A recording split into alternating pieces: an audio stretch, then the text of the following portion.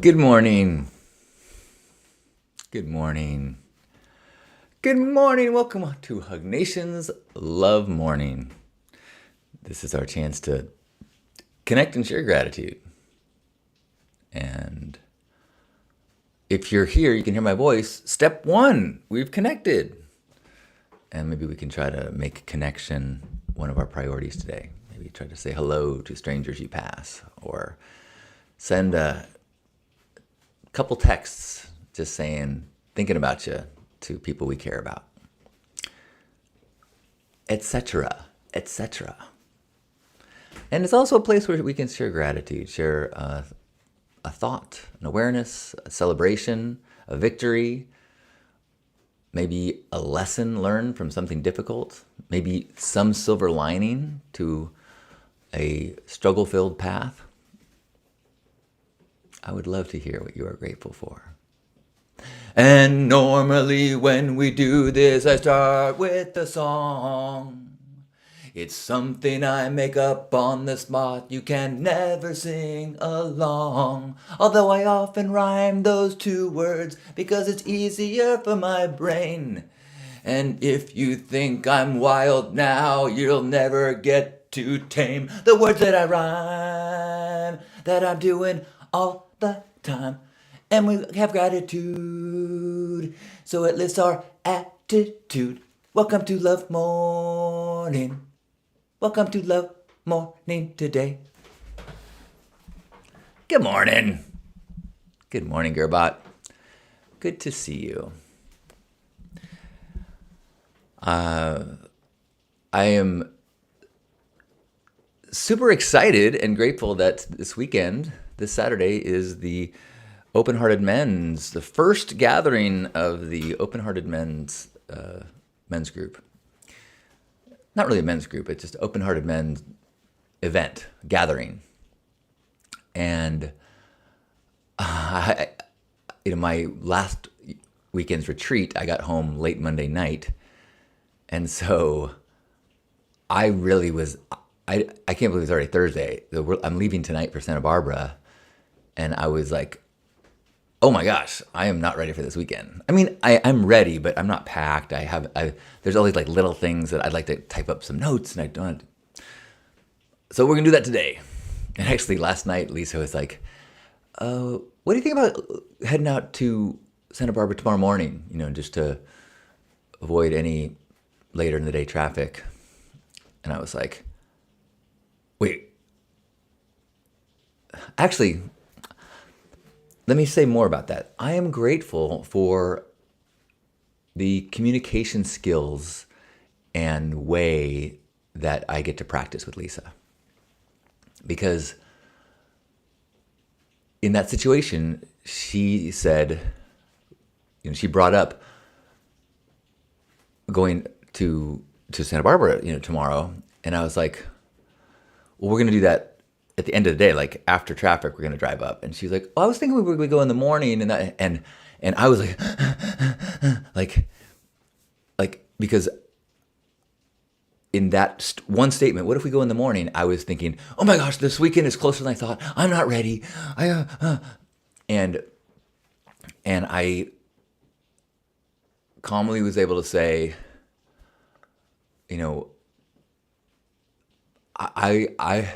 I said, I have been thinking about it as if we were leaving in the evening. So I'm currently not prepared to leave in the morning. And she's like, well, the housekeeper is coming in the morning. So I was thinking, we often like to leave the house. It just might make sense. And I was like, yes, that's true. She is coming. But whatever the case, I can't remember exactly what the wording was, but the point was, if she had made her ask with urgency, or in her mind, she'd already decided, she had some like energy behind it that was like, we got to go in the morning, or like, no, we got to get up there early, or I need to be up there early, then I would have met that energy with, no, I can't do that. And I would be in defensive mode. I would have brought my anxiety about the future into this conversation that didn't need to have it. And so I was really reflecting on how good she is, and maybe we are, at navigating conversations without energy behind it, so that we can actually address the issues before getting knocked into our fear spots or defensive spots. So I was just feeling very grateful for Lisa, and for how easy she makes it for me to be in my best state of mind. Yeah. What are you grateful for? I would love to hear. Good morning, Juan. Good morning, Kiri. Good morning, Hope. Gerbot says, I'm excited for you. I'm sorry I can't make it this weekend. Maybe next time. You know, someone who is attending specifically asked, like, is Gerbot going to be there? Or any other Love Ambassador grads? And it's like, Gerbot is not going to be there. And then I said, Gerbot asked if you were going to be there. And then when I told him that you were, he asked for a refund. He said, there's no way I can stand another minute with that guy.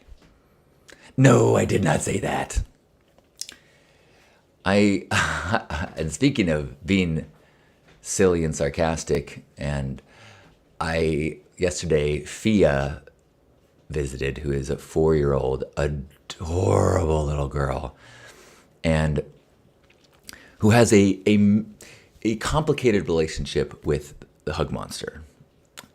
And, well, Hug Monster, do you want to say what happened? Sure.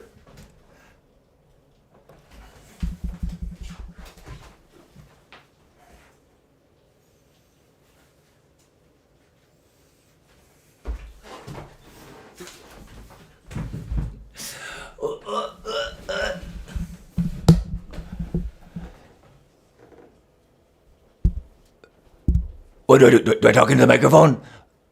No, you can talk wherever you want. Okay. Well, we were joking around, and she was feeding me. She wanted to feed me some bottle caps and silly things that were in the house. And Lisa suggested, what if I poured syrup on it? And I got very excited, as I tend to do. And then I suggested, what if we poured syrup directly on Fia's feet, and then I could lick the syrup off her feet? And Fia became very concerned because she was worried I might accidentally eat her toes, which I would not do. I would not do that. I'm not I might say, got your nose, and make a joke, but I would never actually eat it. Well, okay, I can't say that. I mean, if it's covered in syrup, she might have a good point. But anyways, she was a little frightened that my extreme desire for syrup could result in a lost digit, and so we had to kind of calm that down. So anyway, it was kind of cute and adorable, and also I have to recognize that Hug Monster is a powerful and wild beast in the eyes of some. I guess that's all I have to say.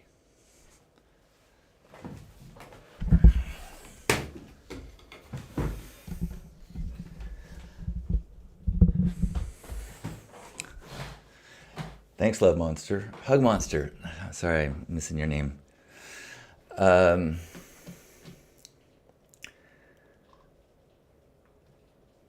Kiri said, I am grateful for having the power to choose how I feel at any given time.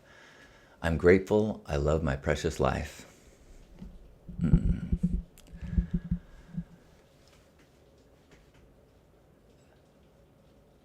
That is kind of the core of all powers.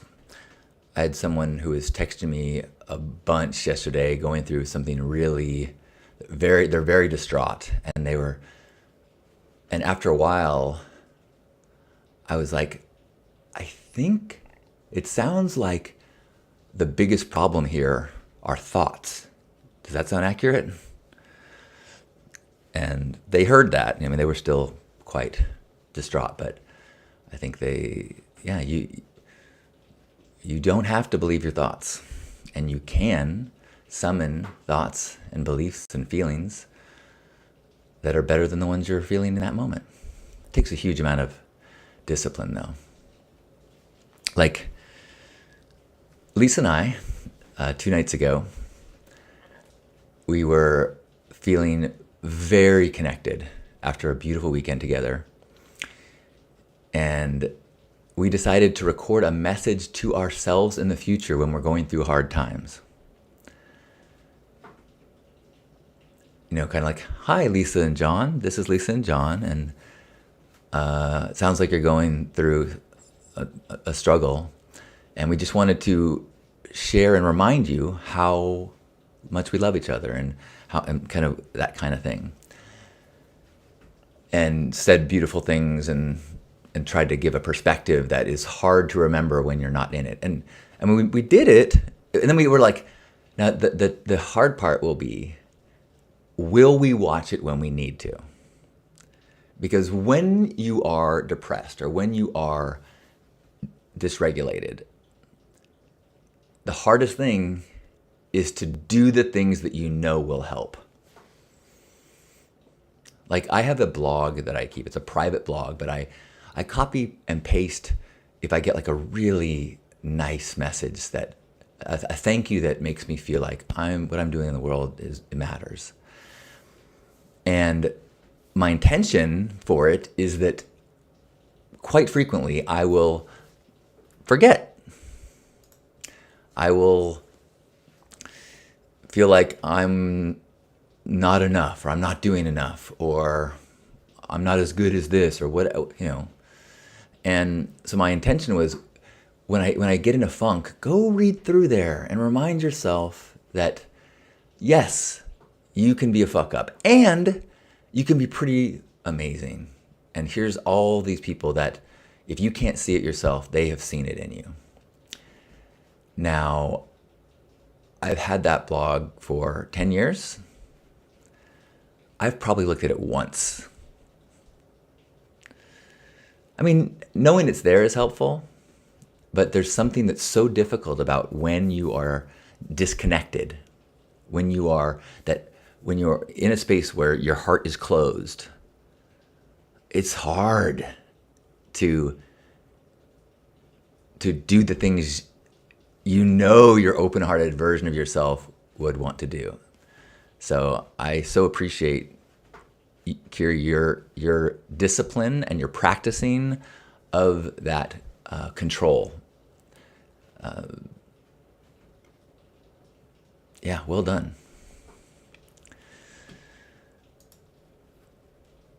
Hope is grateful for long-standing close female friendship.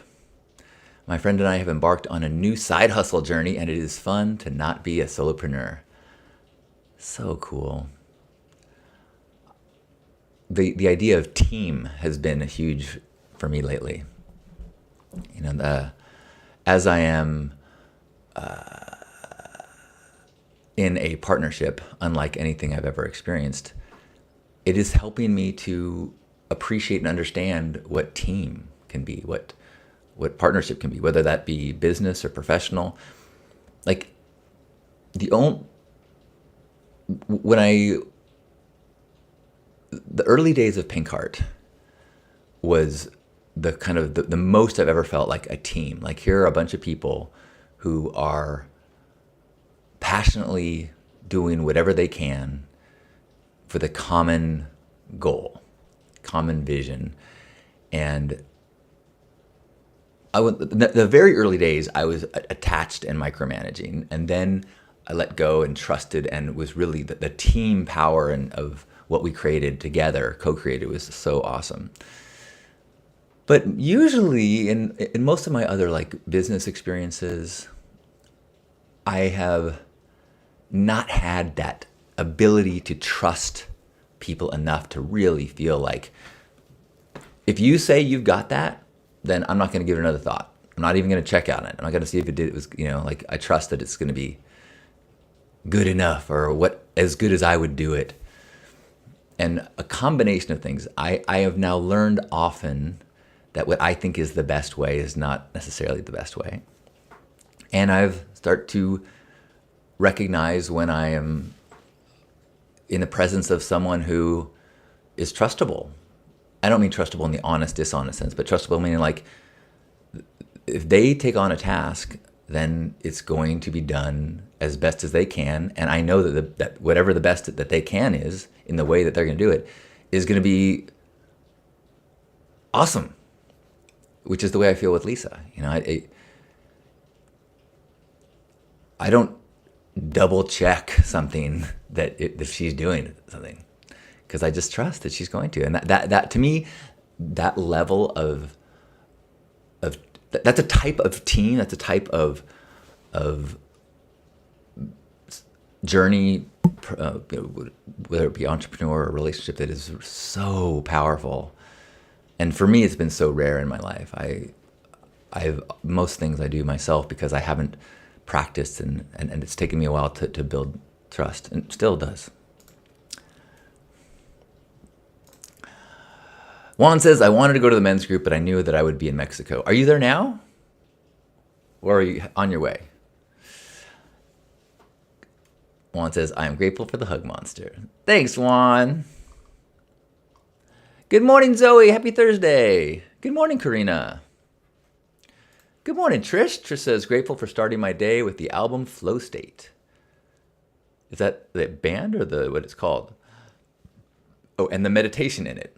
In these times, getting to start my day in this place is shifting energy and thoughts. And yes, teams and partnerships. Kiri says, there is an I in team. It's in the negative space of the A when you spell it all in caps. When you amplify the team, it makes you greater. When you feel great, you amplify the team. Woo! Hope says, I learned that in 25 years of film work. I did not work well with others before the age of 35. It's fun to learn to trust. Yeah, I think it's a combination of trust and learning that there are other ways to do things that also work. You know, everything does not have to be done the way that you think they need to be done. And even if the immediate outcome might not be what you wanted, trust with discernment. You know, you also have to be aware that not people aren't automatically trustworthy. People, and sometimes it's by no fault of their own. Some people don't have the skills. One of my clients is managing a group of people that were brought in for this project with a tight timeline, and they don't have the skills. So he spent a lot of time teaching people things and double redoing work. And it's not a matter, I mean, it's not a matter of trusting them. It's a matter of understanding the level of excellence required and knowing people's capacity to hit that level. And there's no shame in that. I take that back. There shouldn't be any shame. There is for me. I have a really hard time. Like if I'm given a task, I stress so much. Like if I'm in the kitchen, so hey, can you chop up this? I'm like, what size? Like I don't want to ruin the meal because like, oh my gosh, look how these onions are diced. You're supposed to be chopped.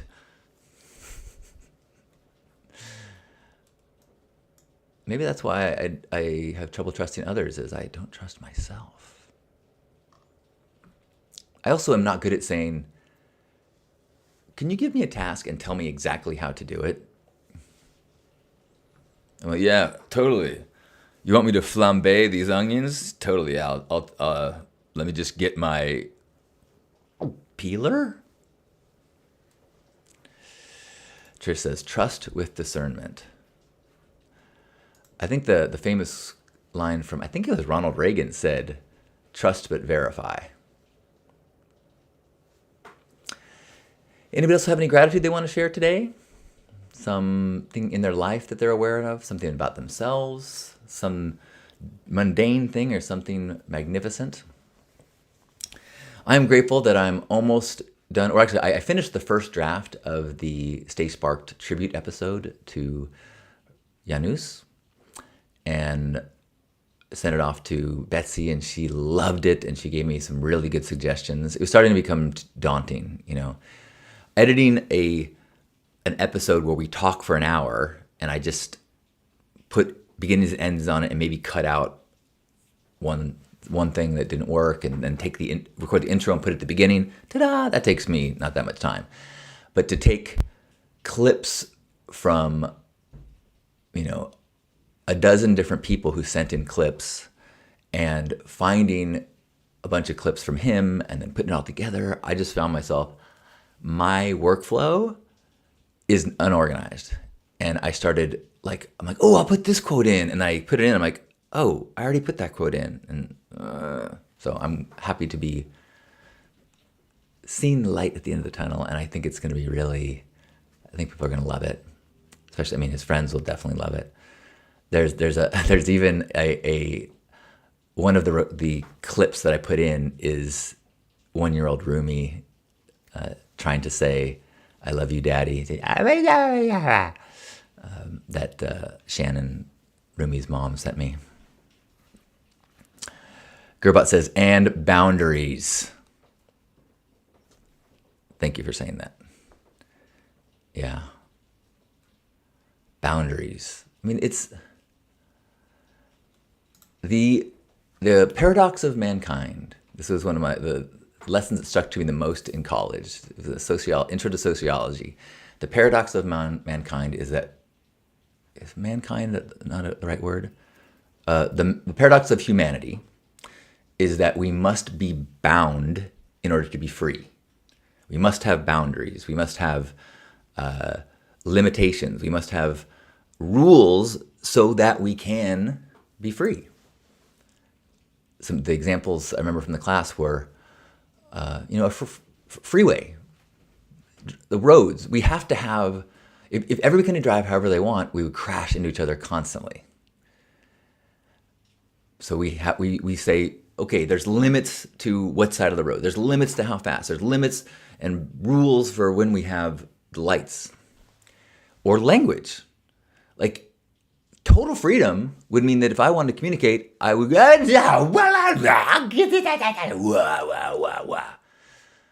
can make whatever sounds I want, but I must confine the sounds that I make so that they can be within a structure of language. And relationships need boundaries. Everything must have structure and limitations so that you feel safe to be free.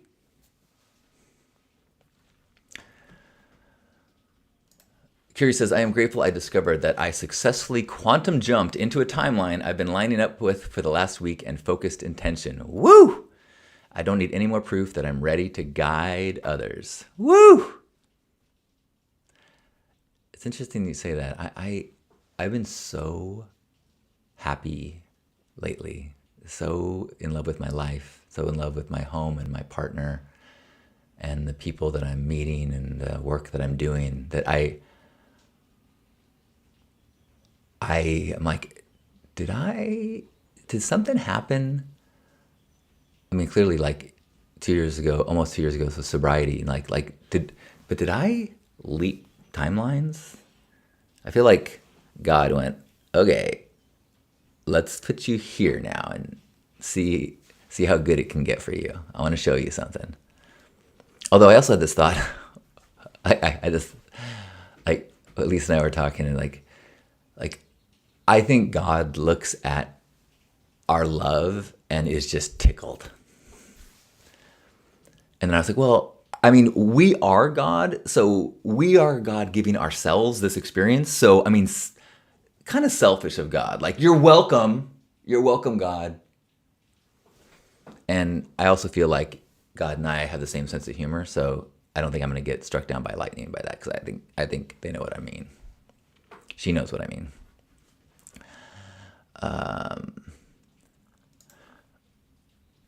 Gerbot says, I'm grateful for having met and known a wonderful person online who I found out passed away yesterday.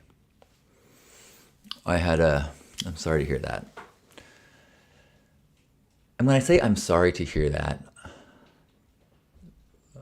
what I am meaning is I appreciate the feelings that you must be going through. I'm not really sorry that someone died. It's like being sorry that they're born. It doesn't make any sense. I had a talk with Ishmael, who I'm doing the men's group with this weekend, and both of us have had some frequent dying in our lives lately, and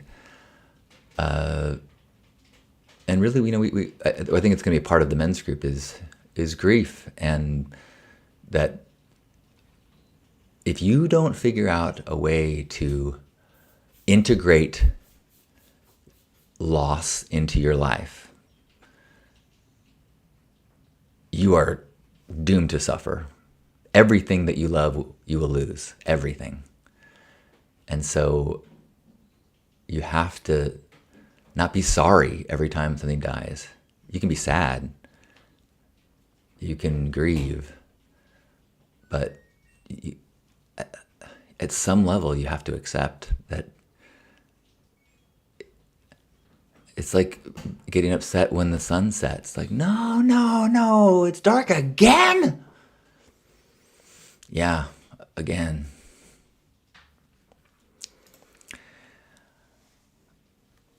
Kiri says, I figured it out when I tried to wear the student hat in a situation when I actually should have been an embodied leader. Kiri says, I will always be a life student, but I was seeking approval from a peer by attending her workshop, and I realized I didn't need to earn her approval. I needed mine. It was out of alignment that I was pretending. I didn't deeply embody the wisdom I was hearing on the call. Boom! Way to go, Kiri. Good morning, Natasha. Natasha says, I am grateful for all of the love. Woo!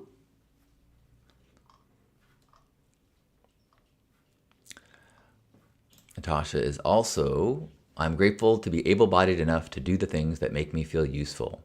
There's a lot of cancer hanging around my family right now, so I am so lucky to be able to do anything worthwhile. Such a gift to find in struggle, to find in others' struggles, others' illness, others' death, to find the amplification of gratitude. Lisa and I have been watching the show Paradise, and I won't give any spoilers, but there's some very suspenseful things and some whatever. The point is that it really, sometimes thinking about uncertain futures can be helpful in remembering to seize the day, to not, postpone joy, to not celebrate the little things, like being able-bodied enough to do your chores. That's instead of cursing the chores you have to do. We're going to finish up in just a moment. Any last gratitudes? Natasha's also grateful for finding the delicious cheesecake when surrounded by shit. Oh.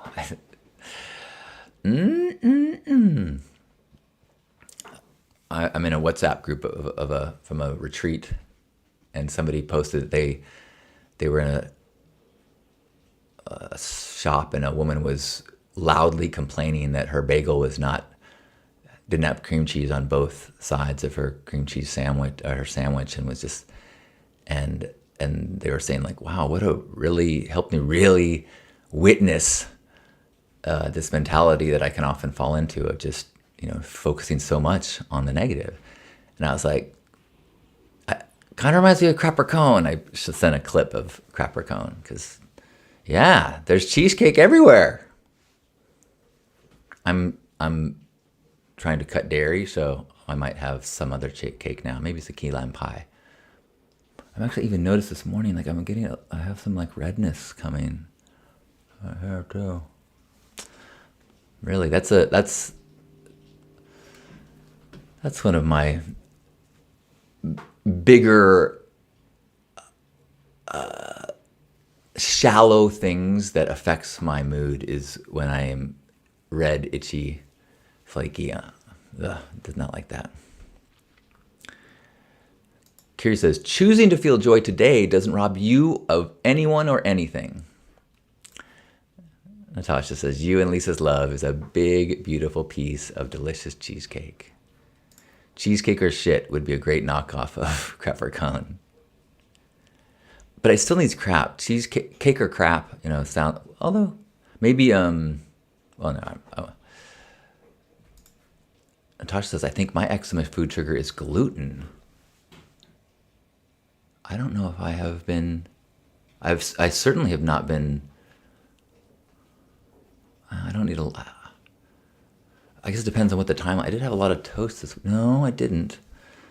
And I had gluten-free pasta last night. Kate says, dairy-free cream cheese, my dude. Okay, thank you, you're right. My limiting beliefs are keeping me away from cheesecake.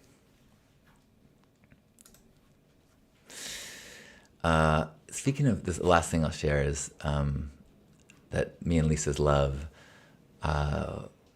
we ran into someone at this retreat that we'd been on a retreat with like a year ago. And she pulled us aside and said that she's in this beautiful mad love affair with somebody she met at the retreat a year ago. And she said that Lisa and I's relationship was a huge inspiration to them. And I can't tell you how awesome that felt.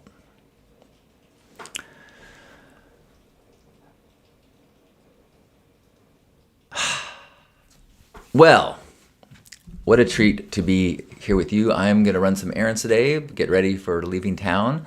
So there's a good chance I will not be able to be here the next few days because I will be in Santa Barbara.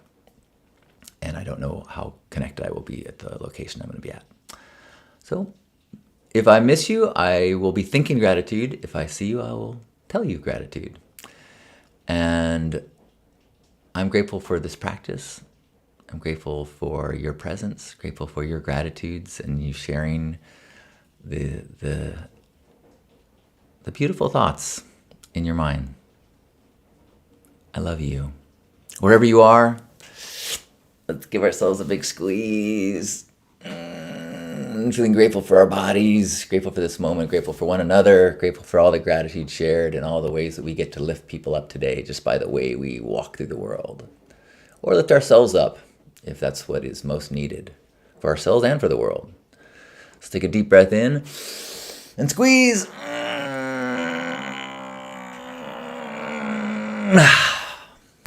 On behalf of Grandpa Caleb and all of you beautiful love ambassadors, thank you, thank you, thank you, thank you. Thanks for being here. I love you. Enjoy your day. Yay, Pierre's here. Thanks, Trish. Thank you, Gerbot.